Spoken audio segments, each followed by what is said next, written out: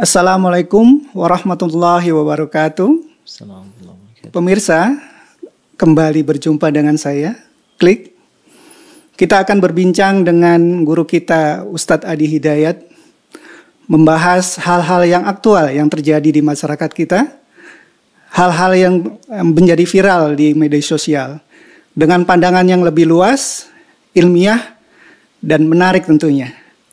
Kita sapa dulu beliau. Assalamualaikum, Ustaz. Waalaikumsalam warahmatullahi wabarakatuh. Sehat, Ustaz? Agak lelah, alhamdulillah. Masya Allah. Lelah memperhatikan atlet-atlet kita di PON, Ustaz, mungkin? Ya, banyak hal ya. Tapi kan lelah itu bagian dari kehidupan. Masya Allah. Tarkabun tabakan an tabak. Engkau akan selalu menggapai tantangan-tantangan kehidupan setapak demi setapak. Jadi ada 600 kurang lebih karya ilmiah Masya Allah. yang sampai kepada kita dalam momentum Hari Santri Nasional. Oh iya, saya dengar itu ada sayembara itu, Ustaz, ya. Sangat luar biasa itu, bagus-bagus lagi artikelnya itu, dan jadi satu nilai yang sangat berharga dan insya Allah menjadi pencerahan untuk kita semua. Ya, di samping tentunya ada momentum PON juga ya. Iya, Ustaz, yang betul. menyegarkan, alhamdulillah berlangsung sukses ya. Dan dampaknya cukup baik terhadap para atlet, juga ya kondisi bermasyarakat dan semangat berolahraga. Masya Allah, ya betul, Ustaz. Di PON itu hampir semua atlet-atlet kita dari 33 provinsi 34 provinsi bertanding, melihatkan prestasi mereka, bertanding antar daerah-daerah, tapi juga tidak memisahkan mereka.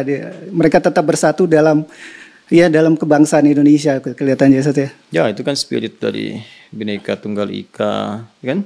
Iya. Kemudian juga perjuangan mereka itu tidak mudah itu. Betul. Dari seleksi ya, dari kabupaten, kemudian provinsi, ada kejurda, baru kemudian nanti ya masuk ke jurnas, ya ini PON gitu. Iya. Momennya yang di sisi lain juga keseriusan, kesungguhan untuk menunjukkan bakat dan meraih prestasi tertinggi itu menjadi penting untuk mendapatkan hak negara, ya, melahirkan atlet-atlet terbaik. Jadi kewajiban atlet menampilkan supaya hak negara itu terpenuhi, mendapatkan kualifikasi atlet yang bagus untuk dikirim ke event yang lebih besar lagi. Untuk mengharumkan Indonesia, iya, ada SEA Games, ada Asian Games, ada Olimpiade dan sebagainya. Iya. Nah, di titik itu barangkali nanti eventnya akan lebih besar, pengalamannya lebih luas, dan boleh jadi juga mengenalkan Indonesia ke kancah yang lebih tinggi. Betul. Ya, sekira itu. Iya. Olahraga itu memang menyatukan seluruhnya, kadang-kadang menyatukan perbedaan segala ini. Nah, kita mungkin akan membahas sedikit, Ustaz. Ada fenomena, mungkin ini fenomena yang sudah lama sebetulnya, bahwa ada untuk menyatukan kita harus melepaskan perbedaan. Jadi seperti kita berbeda agama, itu untuk menyatukan kebangsaan kita harus menganggap bahwa semua agama itu sama, semua agama itu baik. Nah, menurut Ustaz seperti apa, Ustaz? Baik. Ini sebetulnya konsepsi yang rancu ya. Banyak persoalan gitu. Betul. Apalagi kalau ditarik ke ranah toleransi dan sebagainya. Jadi secara ilmiah dari segi konsepsi ini bermasalah. Kemudian juga dari segi sejarah juga bersumber dari satu persoalan. Jadi masalah juga secara historis dari masalah. Iya. Konsepsinya juga bermasalah dan secara rasional juga nggak bisa ditangkap oleh akal. Kan justru kesatuan, kebersamaan itu lahir dari sesuatu yang berbeda, dari ragam perbedaan. Perbedaan itu sudah fitrah kehidupan. Ya, kita nggak bisa menjadikan semua harus dalam satu keinginan yang sama, satu warna yang sama, ya kan? Satu hobi yang sama, satu keinginan yang serupa, nggak bisa. Ya, di Quran surah ke-30 kalau dalam persepsi Al-Quran ya, persepsi keagamaan, Quran surah ke-30 Rom. Di ayat ke-22 kan Allah jelas menyampaikan, wa min ayatihi khalqus samawati wal ard wa ikhtilafu alsinatikum wa alwanikum inna fi dzalika la ayatil lil alibin. Ya, sungguh di antara tanda-tanda yang menunjukkan kebesaran Allah Subhanahu wa taala Dia mencipta langit ya dan bumi, kemudian menjadikan kalian itu punya warna dalam lisan bahasa. Ya, jadi bahasa kita aja di Indonesia ini ada berapa nih bahasa daerahnya, ya kan? Itu kan warna gitu yang menunjukkan bukan hanya keragaman tapi keistimewaan bagi Indonesia sendiri. Wa alwanikum, dan kulit kalian, kulit kita beda-beda. Ya kan? Ada yang coklat, ada yang putih, ya kan? Sesuai dengan keadaan cuaca iklimnya masing-masing untuk menyesuaikan dengan iklim, bukan karena ras. Jadi konsepsi dasar yang pertama, kita tidak bisa mengatakan bahwa keseragaman itu mesti sama semua, tidak. Justru keindahan itu lahir dari sebuah perbedaan. Pelangi itu kan nggak akan kelihatan indah kalau satu warna. Tapi kan banyak warna gitu kan? Betul. Banyak warna. Nah, kembali ke statement tadi, dengan kita ingin menggali lebih jauh tentang bagaimana sih sisi persoalan dari konsepsi semua agama sama menuju pada Tuhan yang sama, cuma caranya berbeda-beda gitu kan? Dan di situ kita membangun rasa toleransi. Sebetulnya ini kan isu lama gitu. Betul. Isu lama bahkan dari sejak abad ke-16, kemudian dikonsepsikan abad ke-18, dikembangkan kembali di awal abad 20. Ya, dan sebelum kita masuk ke sejarahnya itu, saya ingin sedikit kita bedah dulu ya dasar kelemahan dan kesalahan dari cara berpikirnya. Jadi begini, kalau orang mengatakan, udah, Anda jangan meyakini bahwa apa yang Anda anut itu paling benar. Tapi Anda harus keluar dari ranah pemikiran itu, ranah keyakinan mutlak itu. Anda harus menghormati yang lain dengan cara meyakini yang lain juga benar, kan? Baru di sini disebut dengan toleran. Ini sesungguhnya menunjukkan bahwa cara berpikir seperti ini cara berpikir yang intoleran. Jadi bukan membangun sebuah toleransi, tapi menghadirkan cara berpikir yang intoleran. Ya kenapa? Karena Anda berusaha menepikan semua keyakinan orang lain, dan saat yang bersamaan Anda sebetulnya tidak sedang toleran kepada orang lain yang punya keyakinan. Jadi dia sedang tidak toleran kepada orang lain, meminta orang lain keluar dari keyakinan mereka untuk masuk kepada keyakinan dia. Jadi dia membawa paham tersendiri yang justru dalam saat yang bersamaan dia meyakini bahwa paham dia itu yang paling benar, yang lain salah. Bisa dipahami nggak konsepsinya? Ya? Anda meyakini sebagai Muslim, saya sebagai Muslim, Islam agama yang benar, ya kan? Kemudian penganut agama lain meyakini bahwa agama dia benar. Datang satu paham, ya, yang trennya disebut dengan pluralisme agama, kan? Mengatakan paham itu salah. Ya, cara berpikir Anda salah. Yang benar itu Anda harus keluar dari keyakinan mutlak Anda. Anda harus mengatakan bukan hanya Anda yang benar, yang lain pun semua benar. Jadi ini paham baru dia. Jadi dipaksa orang keluar dari pemahamannya untuk mengikuti pahamnya dia. Dan saat yang bersamaan dia menyalahkan yang lain. Itu kan intoleran namanya. Artinya dia nggak menghormati paham lain. Dia datang dengan paham baru. Dia memaksa orang keluar dari pemahamannya. Lantas dia mengatakan itulah cara yang paling toleran. Jadi sebetulnya secara konsepsi pun bermasalah. Idenya bermasalah. Karena apa? Karena sesungguhnya toleransi itu tidak harus dimaknai dengan keseragaman, kesamaan, kemerataan segala pemahaman atau berbagai hal. Toleransi itu ketika kita mampu menghormati orang lain tanpa mengganggu, tanpa merusak, kan? Hal-hal yang memang sedang dikerjakan atau bahkan diyakini oleh orang lain. Yang kita lakukan adalah meyakini sepenuhnya dalam konteks keimanan apa yang kita peluk, apa yang kita anut dalam konsepsi agama. Misal saya sebagai Muslim, saya meyakini Islam yang paling benar, kan? Untuk itulah saya memeluk Islam, saya beribadah sesuai tata aturan Islam. Dan memang seperti ini konsepsi agama. Ya, di Kristen misalnya, penganut Kristen meyakini Kristen yang benar. Di Hindu, penganutnya meyakini Hindu yang benar. Demikian di Buddha, di Konghucu, dan selain mereka. Ya kan? Jadi ini standar dalam dunia keyakinan itu. Bukan hanya, mohon maaf, bukan hanya agama. Anda punya istri, saya punya istri. Anda meyakini istri Anda itu yang paling cocok, yang paling cantik, yang paling sesuai. Ya kan? Meskipun suami yang lain meyakini bahwa istri mereka yang paling ideal. Kan kita nggak bisa katakan, ini dalam rangka toleransi kerumah tanggaan, semua istri sama. Kan menuju pada peran yang sama, kan nggak bisa begitu. Ya kan? Nah, jadi ciri khas bentuk toleransi itu ketika saya memeluk Islam, ya, maka saya pun menghormati keyakinan orang lain. Dalam bahasa Al-Quran itu lakum dinukum waliyadin. Ya. Nah, kami meyakini apa yang kami peluk dan Anda meyakini apa yang Anda peluk. La ikraha fiddin, enggak usah memaksa orang lain untuk mengikuti keyakinan tertentu. Ya kan? Nah, tapi kalau mereka bertanya, kita menjelaskan. Kita menampilkan keindahan Islam itu yang disebut dengan dakwah. Islam di pekerjaan, Islam di rumah tangga, dalam bertutur, bersikap, berperilaku. Kalau mereka tanya, kita jelaskan. Nah, itu konsepsinya jelas di dalam Islam. Ya, kita sebagai penganut Muslim ya. Jadi sebetulnya kita nggak punya masalah dengan toleransi. Ya, nggak punya persoalan. Jadi kalau saya seringkali berkata, ada orang yang mengajarkan tentang toleransi kepada Islam, itu terlalu tertinggal gitu. Karena orang Islam itu harusnya khatam tentang toleransi. Jadi kalau ada orang yang intoleran misalnya, ya sampai bertindak kasar atau melakukan kekerasan atau bahkan di luar batas kewajaran, ya kata Islam jangan merusak tanaman saja, jangan rusak, ya kan? Apalagi menghancurkan rumah ibadah, ya membom rumah ibadah, merusak dan sebagainya. Itu sudah ada nasnya, dilarang. Jadi apa yang dikerjakan itu bukan dalam konsep pemikiran agama, bukan. Itu penyimpangan dari agama. Yang jadi persoalan itu orang sering mengaitkan itu tuntunan dalam Islam, ya kan? Ini adalah semacam pemikiran dalam keagamaan. Bukan pemikiran keagamaan, itu penyimpangan ya dari konsepsi beragama. Jadi hal yang menyimpang yang harus diluruskan.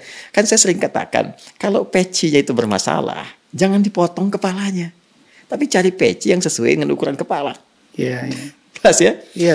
Jadi ini secara ide dasar atau konsepsi pluralisme agama menyatakan bahwa semua agama itu sama, kan? Serupa, Tuhannya satu dan sebagainya. Saya kira ini sesuatu yang tidak tepat. Ya, pernyataan yang tidak benar, selain juga bermasalah secara ide dasar, juga dalam konteks kebangsaan sebetulnya bertentangan dengan undang-undang dasar kita. Ya, di undang-undang dasar kita kan kalau masih ingat di pasal 29 ayat yang kedua, kan? Negara menjamin kemerdekaan tiap-tiap penduduk untuk memeluk agamanya masing-masing dan beribadah menurut agama dan kepercayaannya itu. Negara menjamin kemerdekaan tiap-tiap penduduk. Jadi hak untuk beragama itu hak yang paling asasi, paling dasar yang dijamin kemerdekaannya oleh negara. Ya, jadi negara itu memberikan perlindungan kepada seseorang itu untuk memeluk agamanya, mendapatkan agamanya secara merdeka. Nggak boleh ada orang ganggu gitu kan. Nah, yang paling menarik itu kalimatnya jelas sekali, masing-masing. Negara menjamin kemerdekaan tiap-tiap penduduk untuk memeluk agamanya masing-masing.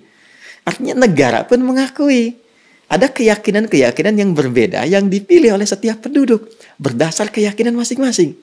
Dan negara meyakini menurut si fulan nih penduduk negara itu ini agama yang benar A.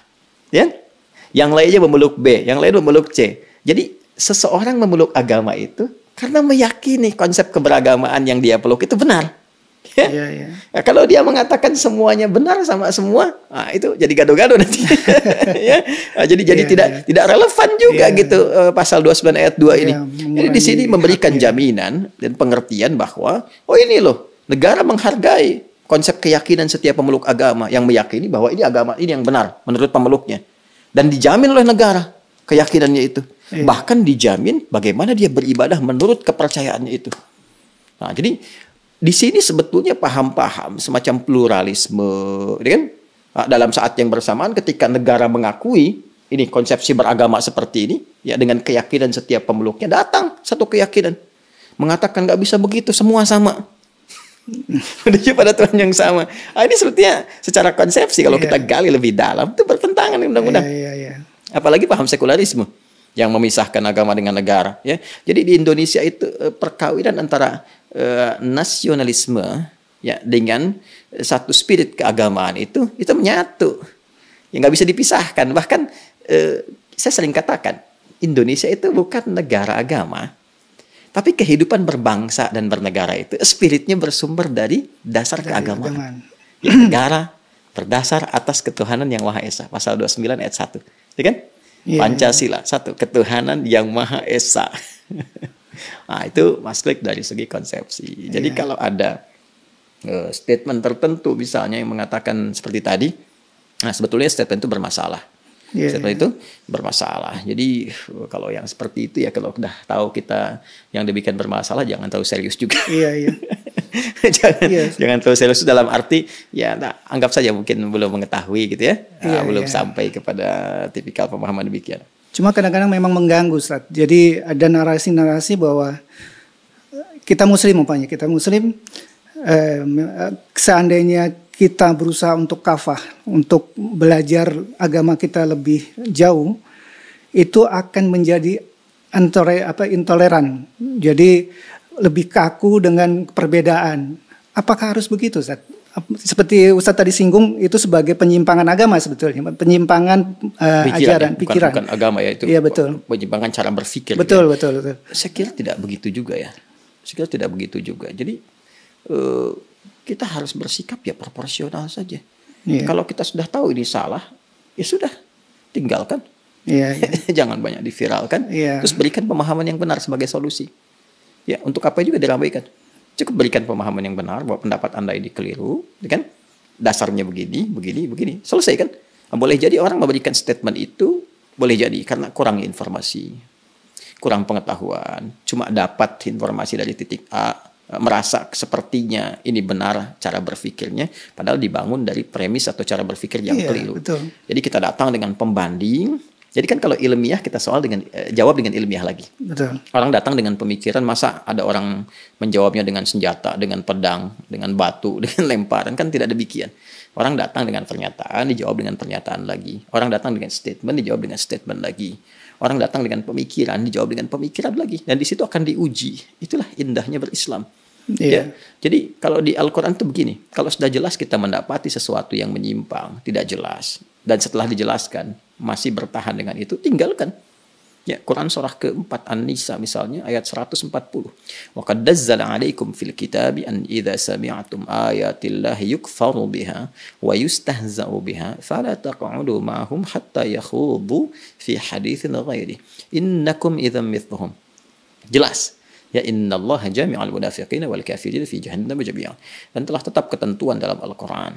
Ya, apabila Anda mendengar, mengetahui, ya, atau ada berita-berita yang menyampaikan sesuatu yang bertentangan dengan ayat-ayat Allah, ya, baik itu yang sifatnya jelas, spesifik dalam konteks keimanan, atau bahkan hukum kauniyah, universal yang berlaku dalam konteks kehidupan dunia ini, ya, dalam konteks kehidupan misalnya ada yang mengatakan mencuri itu boleh, berzina itu boleh, gitu kan? Nah, ini kan bukan hanya bertentangan dengan nilai agama, ya, hukum kehidupan pun secara universal akan menolak itu, kan? Nolak kan?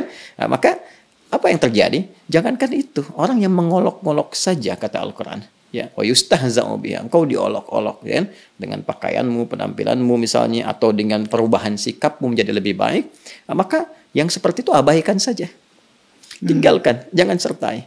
Ya innakum idzam mithluhum, kalau kita fasilitasi, berikan ruangnya, apalagi dibahas, stadium general diseminarkan dan sebagainya, nanti lama-lama malah ada pengikutnya, pada ikut salah gitu. Ya, indah kan? Islam tidak katakan celak dia, ejek dia, bully dia, tidak. Tapi cukup tinggalkan sampai dia merasa bahwa apa yang dia katakan keliru. Dengan perasaan itulah dia kembali kepada jalan yang benar. Saya tanya, ini pemikiran kalau hadir yang seperti ini, kalau Quran kan bukan pemikiran, ini firman Allah, gitu kan? Kalau Anda mendapatkan pemikiran manusia saja yang seperti ini, kira-kira bagus tidak? Iya. Nggak mungkin orang belajar agama malah lebih kaku atau malah lebih jelek dari. Yang ini saya katakan, kalau manusia saja mengatakan demikian, kita sedemikian rupa mengakuinya, bahkan mengagungkan konsepnya. Nah, ini datangnya dari Allah, pencipta kita semua. Al-Quran firman Allah, Al-Quran menerangkan sesuatu yang sangat indah sebagai pedoman kehidupan, maka sudah seharusnya wajib bagi kita itu, ya, bukan sekedar mengakui kemu'ajizatan, keistimewaan Al-Quran, tapi mengamalkan apa yang diperintahkan kepada kita. Nah, jadi itu dari segi konsepsinya. Nah, kalau kita mau bahas segi sejarahnya juga, nah, ini bisa kita lacak. Nah, jadi sebetulnya, Mas Klik ya, kalau saya ingin bawa ini ke dalam wawasan kebangsaan. Ya, wawasan kebangsaan, bahkan nanti dalam konteks keberagamaan. Ini kan masalah pluralisme agama itu bersumber dari konflik sosial, politik, dan keagamaan yang terjadi di Eropa. Ya, di awal abad ke-17 ya, dari akhir 16 ke awal abad ke-17. Nah, di mana saat itu ada institusi keagamaan yang demikian dominan. Ya, menentukan kebenaran mutlak dalam setiap hajat kehidupan masyarakat Eropa pada saat itu. Bahkan masuk dalam konteks pengetahuan. Artinya kalau bertentangan dengan institusi keagamaan ini, itu salah. Kalau bahasa kita sekarang bid'ah gitu. Dan itu bisa dihukumi sampai inkuisisi, sampai dieksekusi. Ya, sampai dibunuh gitu ya. Nah, untuk penghilangan nyawa. Ada yang tertekan seperti konsepnya Kopernikus misalnya. Ya, yang dengan dia bawa paham heliosentris, bahwa pusat dari semua di tata surya ini gitu kan, itu adalah matahari. Kemudian pada saat itu diyakini adalah bumi dengan geosentris itu pada saat itu. Ada kan tertekan tuh secara psikologi sampai meninggalnya dan melahirkan murid-murid atau pemikir-pemikir setelahnya. Dan dahsyatnya apa? Ketika diikuti, maka keluar dekret nih. Ya, ini nggak benar, harus ikut institusi ini. Maka muncul yang tertekan seperti Galileo Galilei, Johannes Kepler, dan puncaknya Giordano Bruno, ya, yang dieksekusi itu pada bulan Februari tahun 1600, dibakar hidup-hidup itu karena meneruskan pemikirannya Kopernikus. Ya, bahkan nanti karyanya di tahun 1603 itu dimasukkan kepada indeks karya yang terlarang.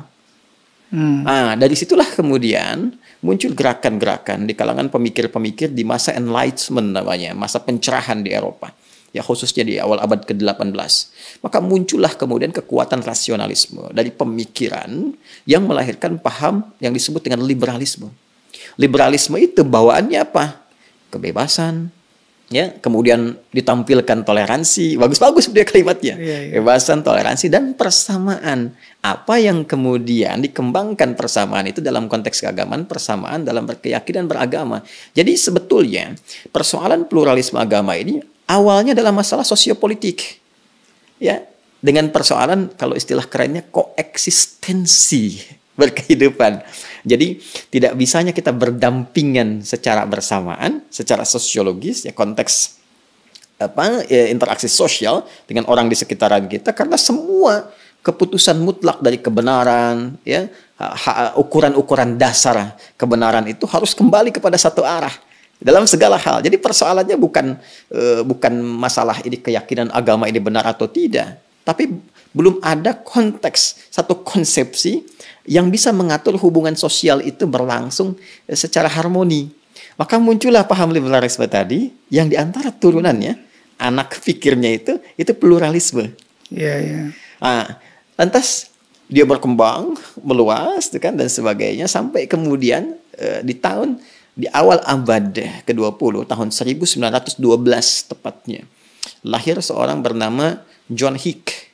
Ya, John Hick itu seorang teolog, filosof, juga agamawan, yang dia mengembangkan kembali, ya, pola pluralisme agama ini, yang tadinya menjadi kegelisahan dan masalah di Eropa, dikembangkan, dia ekspor keluar. Dia ekspor ke tempat-tempat yang tidak punya masalah yang sama dengan Eropa saat itu. Ya. Apa persoalannya? Buktinya di Islam damai-damai aja, nggak ada masalah. Saya beri contoh gini. Coba Anda cek. Saat kekuasaan Islam itu ada di Andalus misalnya. Ya, di Andalusia Spanyol sekarang, 7 abad loh. Itu hidup berdampingan. Islam, Kristen, Yahudi, dan sebagainya. Kemudian saat Umar bin Khattab radhiyallahu ta'ala anhu menjadi Amirul Mukminin di Palestina dan seterusnya, itu berapa abad tinggal Yahudi, Kristen, Nasrani, ya, Yahudi, Islam, Kristen, itu bisa menyatu bersamaan. Ya, di India pada saat itu bagaimana Muslim dengan Hindu juga bersatu baik dan sebagainya. Jadi nggak ada problem, termasuk apalagi di Nusantara. Betul. Ya, di Nusantara itu kan terkenal, Nusantara Islam itu bagaimana tolerannya, baiknya, bahkan masuknya juga dengan damai, nggak ada peperangan, nggak ada pedang, nggak ada macam-macam, ya. Adapun hal-hal yang terkait dengan peperangan kan itu konteks tahapan-tahapan yang terjadi dalam konteks sejarah pada saat itu, perang antar kerajaan, perang antar ini, perang. Justru agama datang itu untuk memberikan kedamaian. Ini tuh yang sering dipelintir tuh. Ya, Islam datang bawa pedang, datang bawa ente, itu topik lain lah, kita bisa jelaskan. Justru Islam itu datang dengan rahmat. Termasuk bayangkan kalau di politik itu misalnya nggak ada agama, nggak ada peran Islam, wah sudah bisa bunuh-bunuhan itu. Karena nggak ada standar adab yang bisa memberikan rem, ya, dan batas kepada seorang itu untuk bersikap. Yang paling tinggi kan agama. Karena itu adalah apa yang dianugerahkan oleh Allah, oleh Tuhan. Kalau manusia kan dia bisa bikin konsepsi ini, konsepsi adab, konsepsi moral. Tapi kan persepsi manusia satu dengan yang lain bisa berubah. Tapi kalau Allah sang pencipta yang memberikan, maka harmoni akan tercipta dengan sesungguhnya. Jadi dari segi sejarah ini bermasalah. Ya, ini diekspor keluar. Jadi kalau ada yang berkata demikian lagi, Anda bisa sampaikan, mohon maaf Pak, Anda tertinggal gitu. Jadi sudah ada ya Iya. di abad ke-16 gitu ya. Jadi sekarang sudah abad 21. Bapak tertinggal 5 abad. Jadi Anda mohon maaf nih, pemikiran 5 abad yang lalu Pak, Iya, Bapak Ustaz. tertinggal. Atau kalau ada yang mengatakan demikian, maaf ya, ini masalah Eropa. Jadi jangan diimpor ke Indonesia. Tapi memang apa ya, Ustaz? Memang sudah ditanamkan bahwa modern itu identik dengan kebebasan, dan norma itu membatasi yang akan berkembang gitu, Ustaz. Nah, agama ini kan isinya norma. Ini yang menjadi masalah, Ustaz. Jadi kadang-kadang anak-anak muda sekarang menganggap bahwa agama yang itu membatasi. Padahal menurut Ustaz tadi, mungkin koreksi kalau saya salah, bahwa agama itu bukan membatasi, tapi malah memberi guidance untuk berkembang lebih baik. Menurut Ustaz gimana, Ustaz? Yang pertama, statement Anda itu perlu diuji juga. Apakah modern itu identik dengan kebebasan? Iya, mungkin Kan sekarang tidak kalau ya mungkin saja tidak itu ya. juga. Iya. Jadi kita bisa ukur bahwa saat masa-masa keemasan Islam dengan tingkat modernitas yang sangat unggul, sangat luar biasa, apa yang disebut kebebasan itu justru nggak ada kebebasan mutlak. Ya, Bahkan betul. sampai sekarang pun nggak ada yang mutlak, pasti terikat. Ya, sekarang kalau semua bebas melakukan apapun, nggak ada pengikatnya, ya kita nggak bisa menyoal semua tindakan manusia. Iya, itu dia. Hah? Ya sekarang ada orang mencuri, terus mau disoal, loh, katanya bebas, kenapa saya dilarang? Hah? Ada orang bikin hoax, kemudian ditangkap, katanya bebas, kenapa saya dilarang? Jadi memang nggak pernah ada kebebasan mutlak ya, Ustaz, ya? Selalu ada pengikatnya. Betul. Dan pengikat itu yang menjadikan kehidupan itu lebih harmoni. Betul. Di antara tingkat tertinggi yang mengikat kebebasan itu supaya tidak melewati batas-batas. Semua yang melewati batas itu kan berlebihan. Yeah. Semua yang berlebihan itu membahayakan. Itu Dan dia. agama datang itu untuk mengeluarkan kita dari sisi yang berbahaya kepada keadaan yang tentram dan aman. Tingkat tertinggi yang mengikat itu agama. Ya, karena gini, kalau kita lihat anatomi manusia itu kan ada tubuh fisikal, jasmani, ada akal, aklani, rasionalitas, kemudian ada roh spiritual. Oke, baik. Semua ini kan butuh asupan, ya, yang membuat dia kuat, sekaligus pengikatnya supaya tidak berlebihan yang menjadikan dia melemah. Ya, misal jasmani tubuh kita butuh makanan, butuh minuman, tapi kan diikat dengan batasan, nggak semua mesti dimakan. Iya, Ya, betul. Anda makanan kesukaan apa misalnya? Durian. Ya, durian bagi Anda enak, tapi kalau Anda makan durian 1 baskom kan jadi masalah gitu. Makanya ada ikatan kan? Betul. Ya, cinta juga ada ikatan cinta gitu. Jadi semua tuh ada batasnya gitu. Ikatan Jadi cinta sinetron kan kita akad kan. gitu kan. Kalau nggak diikat orang bebas nanti zina Iya, apa iya. kan harus diikat gitu dengan Betul. akad ya. Nah, jadi selalu ada batasan. Akal, pikiran sama saja, itu makanya pengetahuan. Tapi kan nggak semua ilmu itu dipelajari. Ya, karena bisa berbahaya bagi akal. Cuma ilmu sihir apa mau belajar? Ilmu copet, ilmu mencuri kan nggak dipelajari gitu yang demikian itu. Ya, kita belajar sesuatu yang benar, yang terukur, yang bermaslahat bagi kehidupan kita. Ada manfaat yang bisa kita raih. Nah, kemudian roh juga kan perlu ada makanannya, ada nutrisinya. Apa nutrisi makanan bagi roh? Karena roh itu miliknya Sang Pencipta. Ya, yas'alunaka 'anir ruh qulir ruhu min amri rabbi. Quran surah 17 ayat 85. Ingat, mereka bertanya kepadamu tentang esensi hakikat roh. Katakan roh itu urusannya Allah. Ya, miliknya Allah. Karena itu Tuhan yang tahu, Allah yang tahu kebutuhannya. Maka dikirimkan agama. Ya, karena roh itu sumber dasar yang paling pokok, dia yang menggerakkan akal, dia yang menggerakkan fisik. Ini kalau nggak ada roh nggak bisa bergerak nih. Manusia kalau nggak ada rohnya itu kan meninggal.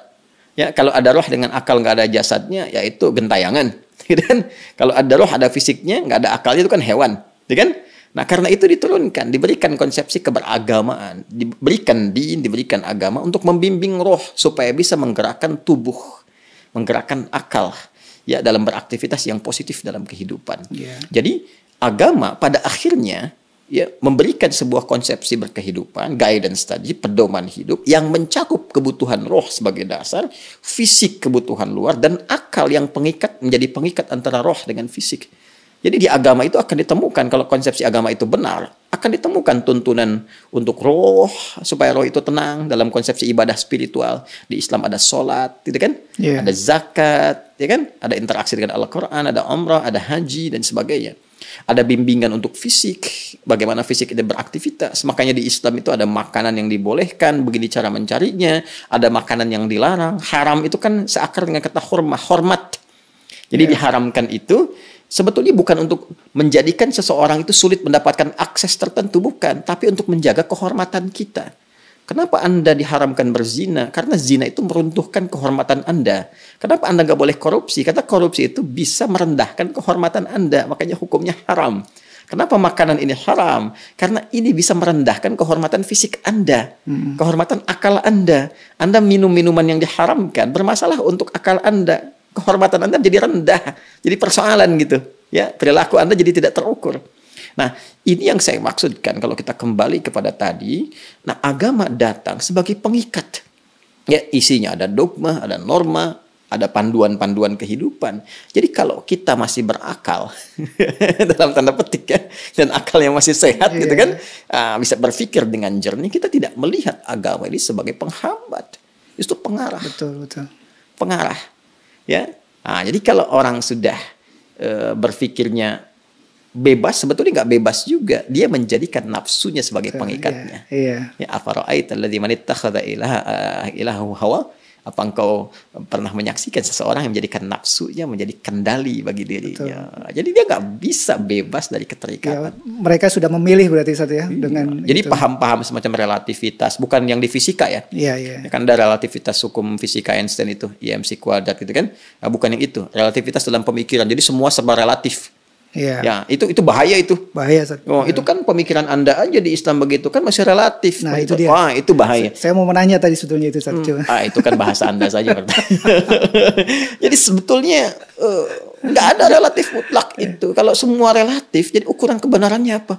Saya kebayang ya kalau ada di persidangan, tiba-tiba misalnya majelis hakim memutuskan terdakwa Anda divonis bersalah, dihukum sekian-sekian. Lalu dia berkata, majelis hakim yang mulia, itu kan persepsi Anda saja, masih relatif. Menurut saya nggak begitu. Jadi masalah. Ya, karena semua agama ini mungkin pemikirannya satu. Semua agama itu semuanya mengajarkan kebaikan. Jadi apa harus kita berbeda dengan itu? Mungkin kadang-kadang kita diajukan dengan pertanyaan itu. Anda merasa benar sebagai Muslim, sedangkan yang lain juga mengajarkan kebaikan. Gimana kita mensikapi kalau gini Mas, konsepsi agama itu kan bisa diuji dalam 3 aspek. Ya. Satu aspek ketuhanan, teologinya.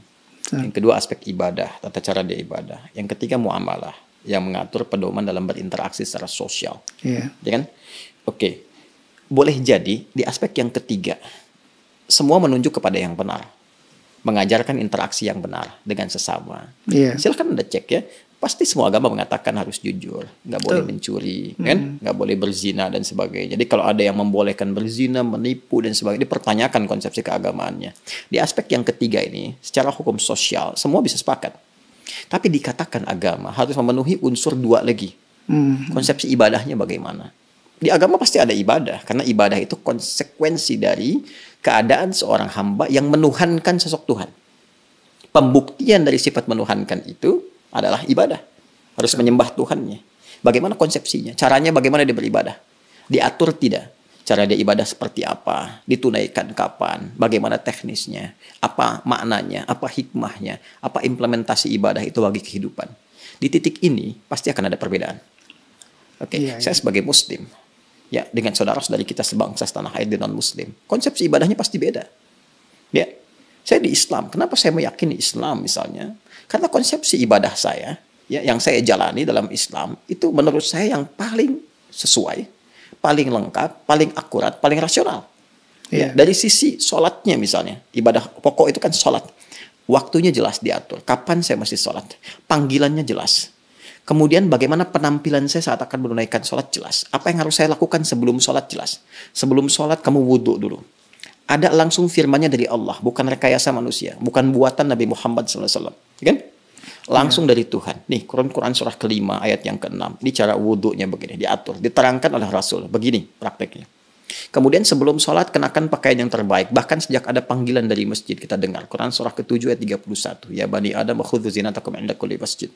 Kemudian setelah itu diatur bagaimana cara memulai ibadahnya. Dari mulai takbir pembuka sampai dengan salam. Dijelaskan selain cara, maknanya apa. Kenapa tangannya begini. Kenapa bacaannya ini. Artinya apa. Hikmahnya apa. Lalu kaitan dengan implementasi kehidupannya bagaimana. Apa dampak sholat kepada kehidupan. Turun banyak ayat. Inna sholata tanha 'anil fahsya'i wal munkar. Quran surah ke-29 ayat ke-45. Nanti sholat ada kaitan dengan ketenangan hati. Sholat kunci kebahagiaan, kesuksesan. Dan dibuktikan oleh jejak sejarah. Orang-orang dulu ketika dia sholatnya benar, terjadi itu semua. Nah ini yang menjadikan kita yakin sebagai muslim memeluk Islam. Bagi penganut agama lain, punya konsepsi sendiri. Kita nggak bisa paksakan semua sama di titik ini dalam konsep keberagamaan. Apalagi kalau sudah masuk ke konsep teologis, ketuhanan. Ya kan? Nah, untuk menentukan agama ini, ya benar sebagai agama, kan mesti punya konsep ketuhanan. Nah, Islam pun menawarkan kepada kita secara ilmiah dan objektif untuk menguji bagaimana sih standar untuk menetapkan zat itu sebagai Tuhan, ya kan? Apa ukuran-ukurannya? Maka Islam menyampaikan, misalnya di Quran surah ke-42 Asy-Syura ayat yang ke-11, laisa kamitslihi syai' di ujung ayatnya. Ya, sifat Tuhan itu nggak boleh sama dengan selain Tuhan. Ya, harus beda, 100% harus berbeda. Ya, jadi kalau misalnya manusia ini lemah, maka Tuhan mesti lebih kuat. Nggak boleh sama dengan makhluk. Kan? Kalau manusia berpasangan, Tuhan itu harus esa, harus tunggal misalnya. Demikian banyak hal yang bisa ditampilkan. Nah, konsepsi teologi ketuhanan ini setiap agama itu pasti berbeda. Ya kan? Nah, tinggal kita uji. Kan negara memberikan kepada kita hak penuh, merdeka untuk memilih. Dan dahsyatnya Al-Quran memberikan kesempatan kepada kita itu secara merdeka. Terbuka untuk memilih. Bahkan dalam aspek teologi di Quran surah ke-47 Muhammad. Ayat yang ke-19. Kata Allah, fa'lam. Anda mesti punya dasar pengetahuan. Annahu untuk menetapkan la ilaha illallah. Untuk menetapkan tiada Tuhan selain Allah. Jadi untuk menetapkan konsep ilahiyat, teologis, ketuhanan. Yang meyakinkan kepada kita, oh ini Tuhan saya Allah. Ya kalau ditanya, kenapa Anda nggak pilih Tuhan yang lain? Kata Allah, Anda jangan sekedar bersyahadat. Misalnya, mengatakan asyhadu an la ilaha illallah. Itu syarat pertama menjadi muslim, syahadat. Tapi kalau Anda ingin kuat, ya dengan syahadat itu, dengan keyakinan teologi Anda itu, menuhankan Allah. Ini ilmunya loh. Makanya di Islam ada akidah, ilmu tauhid, fikul akbar. Nah, jadi boleh jadi semua agama itu punya konsepsi yang sama dalam aspek muamalat, interaksi sosial yang membawa norma-norma kehidupan dalam ragam interaksi sosial. Tapi bisa berbeda dalam konsepsi ibadah dan ketuhanan. Dan aspek ketuhanan yang paling pokok. Ya kan? Jadi kalau semua sama, berarti kan mesti ada yang spesial, yang beda kan? Ya, betul. Nah, itu yang menjadikan Anda, saya, kita melihat yang spesial ini bagi saya, konsepsi Islam sangat jelas, tidak ambigu. Ya, menentukan ketuhanan jelas. Fa'lam annahu la ilaha illallah.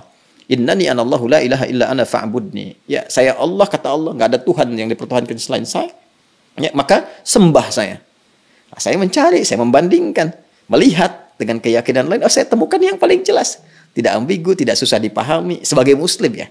Ya, dan saat yang bersamaan ketika kita meyakini Allah pun sebagai Tuhan, memeluk Islam, beribadah dalam Islam, saat yang bersamaan tetap diminta oleh Al-Quran la ikraha fid din, gak boleh paksa orang. Indah nggak? Iya, indah sekali. Lakum dinukum waliyadin. Hormati keyakinan orang lain. Kamu meyakini Islam sebagai agama yang benar, iya, tapi hormati orang lain juga. Ya, jelaskan keislaman Anda itu lewat penampilan Anda, karakter Anda, perilaku Anda, sifat dan sikap Anda. Kalau ditanya, jelaskan, jawab, dan sebagainya. Masya Allah. Indah nggak? Indah, Pak. Ya, jadi di situ titik perbedaannya. Jadi nggak bisa kita katakan semua agama sama, karena konsepsi dasarnya itu berbeda. Iya, iya. Paham sekarang ya? Betul, betul. Nah, kalau paham berarti nggak ditanya lagi. Ya, mungkin kita luruskan, Ustaz. Jadi, berarti ada yang bengkok. Iya. Ya, yang diluruskan pernyataan saya atau ada masalah nih di luar. Yang berkembang sampai Anda angkat kaki itu. Yang berkembang di masyarakat, Ustaz. Jadi muslim yang semakin berilmu otomatis makin toleran terhadap masyarakat di sekitarnya. Mungkin bisa dibilang begitu, Ustaz. Iya. Ya, bisa disimpulkan demikian toleran dalam aspek-aspek yang perlu ditoleransi. Betul, betul, betul. Dan ini ekspresi toleransi itu pun sesuai dengan kebutuhannya. Jadi jangan berlebihan juga. Nggak bisa toleran itu misalnya, ini lebih berkembang lagi ikut-ikutan beribadah sesuai dengan agama-agama orang lain. Ya, nggak mungkin itu ya. Anda nggak bisa toleransi ikut ke tempat ibadah orang. Justru itu intoleran yang sangat tinggi. Paham nggak maksudnya? Paham, Ustaz. Paham. Apa coba? Ulang lagi nanti. Bukan. Intoleran yang sangat tinggi. Kenapa? Kenapa? Karena saat dia hadir di tempat orang itu, hati dia meyakini bahwa itu salah. Tapi dia terpaksa hadir di situ untuk mewujudkan konsepsi yang salah. Saya toleran nih, datang ke tempat ibadah orang lain. Tapi di hati dia mengatakan ini salah nih, ini nggak benar nih. Nah, itu kan kalau dalam bahasa agama nifak, munafik, hipokrit gitu kan? Jadi saya kira itulah. Terima kasih Mas Klik nih. Aduh, ini kita panjang lebar ini ya membahas. Mudah-mudahan ini menjadi tambahan pengetahuan dan pelurusan dari hal-hal yang mungkin menyimpang di pemikiran masyarakat kita. Tapi saya tetap berikan catatan, sikap saling menghormati, menghargai juga penting gitu diwujudkan. Jadi jangan karena satu pernyataan dan sebagainya kita menjadi bermusuhan. Tidak. Jadi tempatkan sesuatu pada tempatnya. Tetap kita datang dengan suasana ilmiah, berargumentasi dengan cara yang bijak, yang sehat, tanpa harus menghadirkan kegaduhan-kegaduhan yang justru melahirkan sifat kontraproduktif dalam berkehidupan berbangsa bernegara. Saya kira itu. Terima kasih. Terima kasih Ustaz. Bincang-bincang kita. Mudah-mudahan nanti kita akan bisa berbincang lagi di masalah yang lain. Terima kasih itu tentang ilmunya Ustaz. Pemirsa, begitulah perbincangan kita dengan guru kita.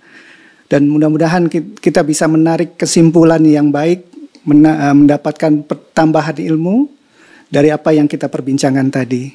Kita akan kembali berjumpa di masalah yang lain. Saya Klik. Assalamualaikum warahmatullahi wabarakatuh.